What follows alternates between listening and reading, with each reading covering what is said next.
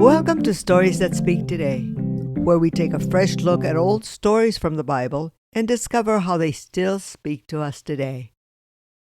Thank you for stopping by.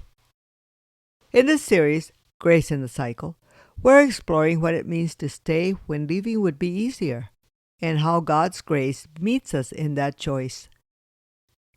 It's a story about friendship, loyalty, and cost of staying faithful when walking away would be safer. By the time we reach 1 Samuel 20, everything has changed. David is no longer just a young shepherd who defeated Goliath. He's become a threat, at least in the eyes of King Saul. Saul's fear has grown into obsession, and David knows his life is in danger. But Jonathan stands in the middle. He is Saul's son. The crown should one day be his, and David is his closest friend. Jonathan knows something his father refuses to accept. God's hand is on David's life, and honoring God now means protecting the very man who could replace him. David comes to Jonathan desperate and afraid. He needs to know the truth. Is Saul really trying to kill him? Jonathan doesn't deny it. He doesn't soften it. And he doesn't stay neutral. Instead, the two men meet in secret. They speak plainly. And then they do something striking. They renew a covenant. This isn't a casual promise. A covenant means binding yourself to another person even when it costs you. Jonathan commits not only to protecting David now, but to protecting David's future, his family, his legacy, his life. Jonathan risks everything. He devises a plan to test his father's intentions. When Saul's anger explodes, the truth is undeniable. David is no longer safe.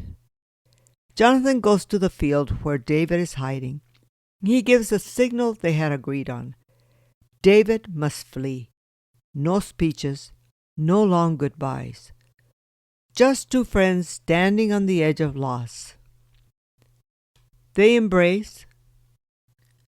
They weep. And then Jonathan lets David go, knowing that staying faithful to God means losing the life he expected. Jonathan returns to the palace. David runs for his life, and grace moves quietly through the space between them. Jonathan's story forces us to ask a difficult question. What do we do when love and obedience cost us something real? Jonathan didn't stay because it was comfortable. He didn't stay because it was rewarded. He stayed because it was right. Grace in this story doesn't erase the loss. It doesn't fix the tension. And it doesn't keep everyone safe.